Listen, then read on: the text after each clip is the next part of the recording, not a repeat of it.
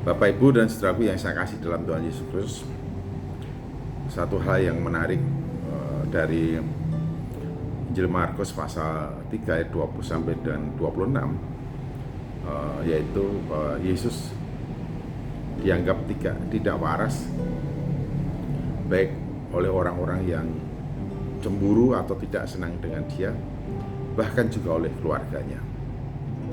Karena ketika orang hingar-bingar dan meneriaki Yesus Kristus dan itu sampai ke telinga mereka, saya kira pernyataan keluarga yang menganggap Yesus tidak waras dianggap sebagai pilihan terbaik untuk menyelamatkan Yesus dari tuduhan-tuduhan orang banyak itu, sekalipun tidak benar, dan memang tidak benar.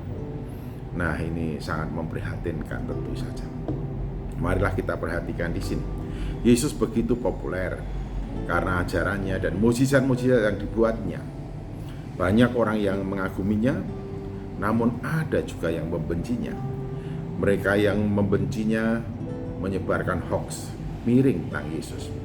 Sampai hoax itu sampai kepada keluarga mereka.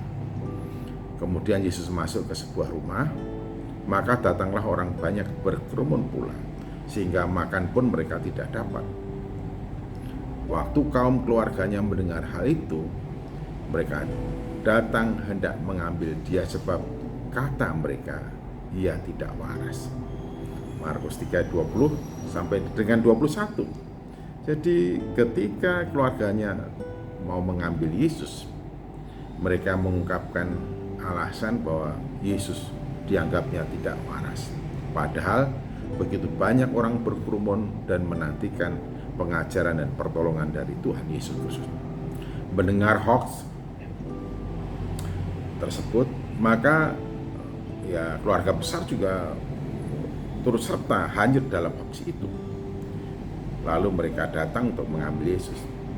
Tampaknya karena kebencian para ahli Taurat di Yerusalem langsung menyerang Yesus dengan tuduhan keji. Dan ahli-ahli Taurat yang datang dari Yerusalem berkata, ia kerasukan Beelzebul, dan dengan penghulu setan ia mengusir setan. Markus pasal 3 ayat 22. Jadi para ahli Taurat menuduh Yesus mengusir setan dengan penghulu setan. Tuduhan itu jelas ngawur, yang tanpa dasar. Oleh karena itu ia langsung mendapat tanggapan dari Tuhan Yesus Kristus dengan menyampaikan satu kebenaran atau dalam bentuk perumpamaan yang intinya adalah tidak mungkin setan melawan dirinya sendiri atau setan melawan setan. Yesus memanggil mereka lalu berkata kepada mereka dalam perumpamaan, bagaimana iblis dapat mengusir iblis? Kalau suatu kerajaan terpecah-pecah, kerajaan itu tidak dapat bertahan. Dan jika suatu rumah tangga terpecah-pecah, rumah tangga itu tidak dapat bertahan. Demikianlah juga kalau iblis berontak melawan dirinya sendiri, dan kalau ia terbagi-bagi, ia tidak dapat bertahan, melainkan sudahlah tiba kesudahannya. Jadi kalau ada pendapat atau pandangan atau tayangan atau penggambaran yang menampilkan adanya peperangan antara iblis dengan iblis atau roh jahat dengan roh jahat, maka sesungguhnya pandangan atau pendapat itu adalah salah, atau itu merupakan tipu daya iblis, sebab tidak mungkin iblis melawan iblis. Jadi tidak mungkin iblis melawan iblis. Kita harus ingat itu ya, harus ingat. Jadi tidak ada adu kesaksian seseorang mendapatkan kekuatan dari roh ini, yang lainnya dari roh ini, kemudian saling bertempur. Saya kira hal yang demikian ini perlu kita pertimbangkan kebenarannya. Bapak, Ibu, dan saudaraku yang saya kasih dalam Tuhan Yesus Kristus, hal apa yang tidak baik yang dilakukan oleh Yesus? Tidak ada. Segala sesuatu yang dilakukan oleh Yesus jelas semua perbuatan baik.